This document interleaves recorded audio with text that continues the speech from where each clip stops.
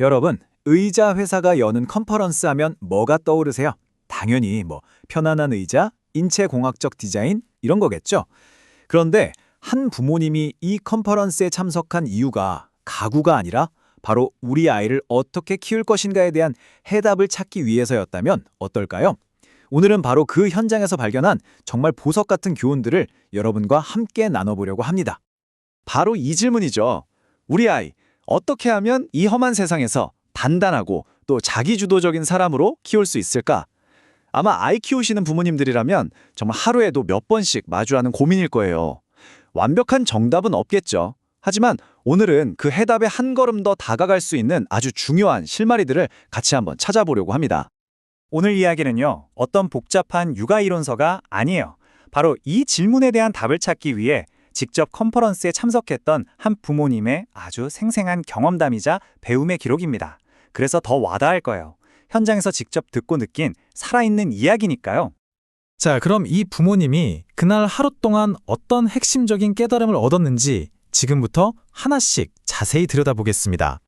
모든 배움은 분위기에서 시작되잖아요. 행사장에 딱 들어서는 그 순간부터 뭔가 달랐다고 해요.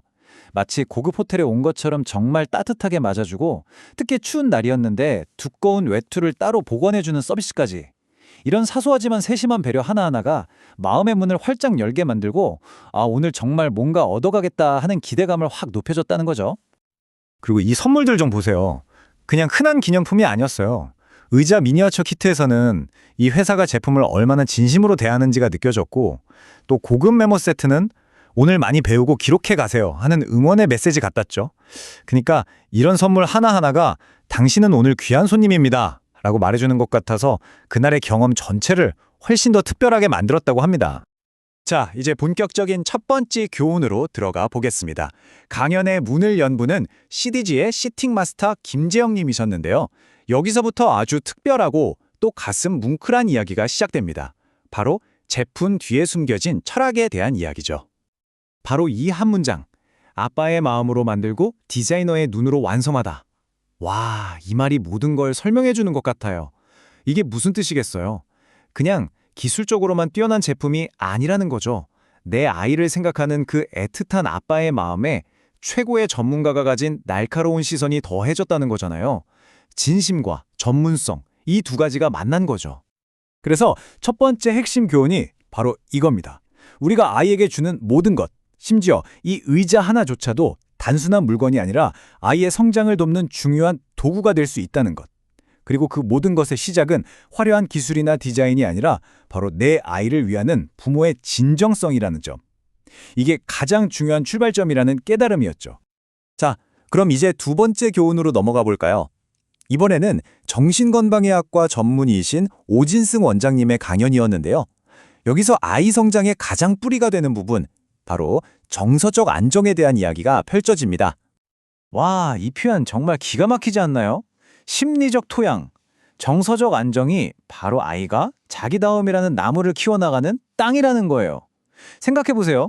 땅이 척박하고 거칠면 어떤 씨앗도 제대로 뿌리내리기 어렵잖아요. 반대로 땅이 비옥하고 건강하면 어떤 나무든 쑥쑥 자라나겠죠. 우리 가정의 바로 아이에게 그런 비옥한 땅이 되어줘야 한다는 겁니다.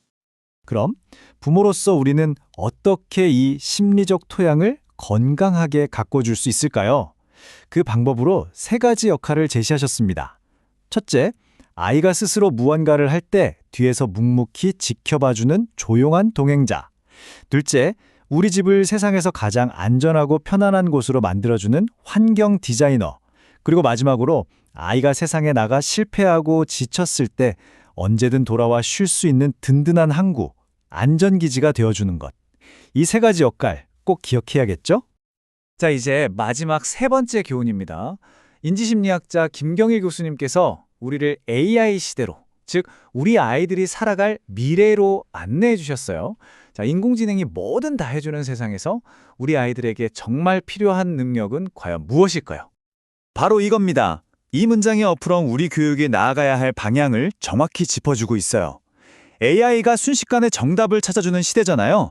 이제 더 이상 정답을 아는 건 중요하지 않다는 거예요. 그 대신 어떤 질문이든 왜 그럴까? 다르게 생각하면 어떨까? 하고 스스로 파고드는 힘, 바로 생각하는 능력, 그 자체가 중요해진 거죠. AI가 무엇을 알려준다면 우리 아이들은 왜와 어떻게를 고민해야 하는 시대가 온 겁니다. 결국 진짜 자기주도 학습은 스케줄 짜서 공부하는 게 아니라 바로 이 스스로 생각하는 힘에서 시작되는 겁니다. 상위 0.01% 아이들의 특징이 아무리 사소한 질문이라도 그냥 넘어가지 않고 진지하게 파고든다는 거래요. 아이가 엄마, 하늘은 왜 파래? 라고 물을 때 바로 검색해서 답을 알려주는 대신 글쎄, 왜 그럴까? 우리 같이 한번 생각해볼까? 하고 되물어주는 것.